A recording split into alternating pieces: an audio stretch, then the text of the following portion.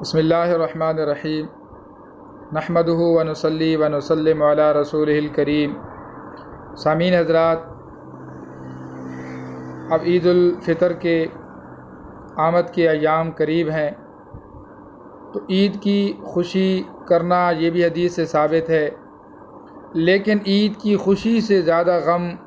रमज़ानुल मुबारक जैसे महीने का अलविदा होना, जो बरकतों का, रहमतों का और अल्लाह ताला की तरफ से नवाजिश का और दुआओं के कबूल होने का, और जिसमें लैलतुल क़द्र जैसी फ़जीलत वाली रात और तरावी जैसी नमाज और जमात के साथ नमाज वितर जैसी फ़जीलत और सहरी की फ़जीलत, इफ्तारी के वक्त दुआओं का कबूल होना, और यानी हर वक्त अल्लाह ताला के जो है वो याद में रहना और अल्लाह ताला की तरफ से जो है हर वक्त इनामात की बारिश का होना, इस जैसे महीने से हम महरूम हो रहे हैं। तो ईद की खुशी से ज़्यादा रमज़ानुल मुबारक जैसे महीने का हमसे अलविदा होना, इसका गम हो, और ये गम ज़्यादा हो। और ये एक मेहमान महीना था जो 11 महीने के बाद मेहमान घर में आता है और हमारे लिए बहुत सारे तोहफ़े और तोहफ़े लेकर आता है। एक हदीस में आता है कि जब रमज़ानुल मुबारक की पहली रात होती है तो अल्लाह ताला ये फरमाते हैं कि हमने जन्नतुल मुबारक को इस रमज़ानुल मुबारक जैसे महीने की आमद के लिए पूरा साल हमने उसको सजाया, उसको मुज़य्यन किया, उसको आरास्ता किया। जन्नत के दरवाज़े खोल दिए गए, दोज़ख के दरवाज़े बंद कर दिए गए। तो इस जैसे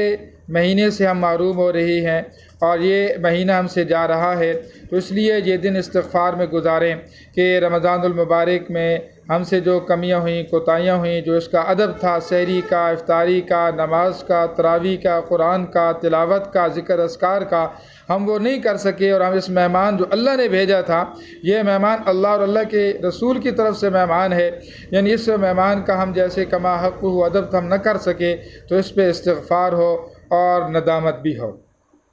साथ आगे जो ईद का दिन है उसके बारे में एक हदीस है, नबी सल्लल्लाहु अलैहि वसल्लम की हदीस का मफ़हूम है कि जिस दिन ईद उल फ़ितर की रात होती है, तो जो ईद उल फ़ितर और ईद उल अज़हा इन दो रातों में इबादत करे, तो कहा कल क़यामत के दिन अल्लाह जल्ल जलालुहु उस दिन उसके दिल को ज़िंदा रखेंगे जिस दिन बहुत सारे दिल मरे होंगे, यानी इस इबादत की वजह से उस दिन भी वो अल्लाह के यहाँ जो है वो खुशी में होगा और ख़ुशी की हालत में खड़ा होगा।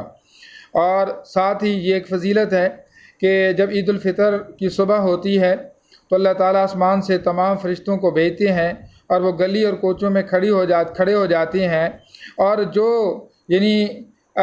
ईद उल फ़ितर पढ़ने के लिए अपने घर से पैदल जाता है तो फ़रिश्ते उसको उसके लिए दुआ मग़फ़िरत करते हैं।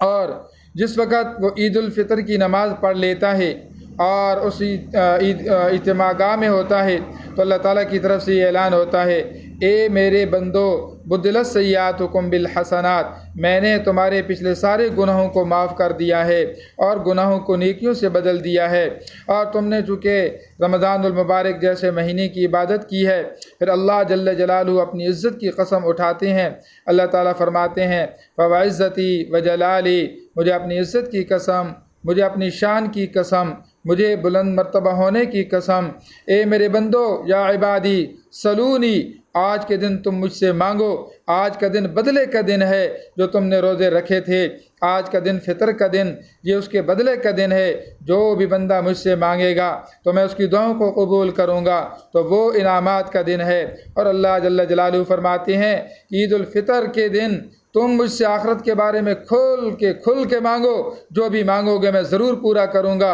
और जो दुनिया के बारे में मांगोगे तो मैं उसकी मसलत पे देखूँगा। अगर वो दुनिया की चीज़ जो उसने मांगी है अगर उसके लिए बेहतर हुई तो उसको मिल जाएगी, वरना उससे बेहतर चीज़ उसको दूँगा। तो इसलिए हम जो ये कुछ दिन रह गए हैं इसमें अल्लाह की इबादत करें, और रमज़ानुल मुबारक जैसे महीने की कुछ अय्याम जो और कुछ घड़ियाँ बाकी हैं इसमें हम इबादत कसरत से करें। और आज जुमे की रात, ये फ़जीलत वाली रात, लैलतुल क़द्र के बाद अगर किसी रात की फ़जीलत है तो वो रमज़ानुल मुबारक जैसे शब जुमा फजीलत है, और इसमें आज ये अलविदाई रात है जुमे की रमज़ानुल मुबारक के महीने में, तो उसमें कसरत से इबादत करें और रब को राज़ी करें और अपना रब से ताल्लुक़ बनाएं, रब से दोस्ती लगाएं और अपना ताल्लुक़, अपना रिश्ता रब से जोड़ लें। यानी रब से रिश्ता जोड़ने का मतलब कि अल्लाह के अहकाम को पूरा करें और सुबह शाम अल्लाह के ज़िक्र में रहेंगे, तो ये हमारा रब से रिश्ता मजबूत होगा। फिर ये होगा कि अल्लाह दुनिया में फरमाता है कि मेरे बंदो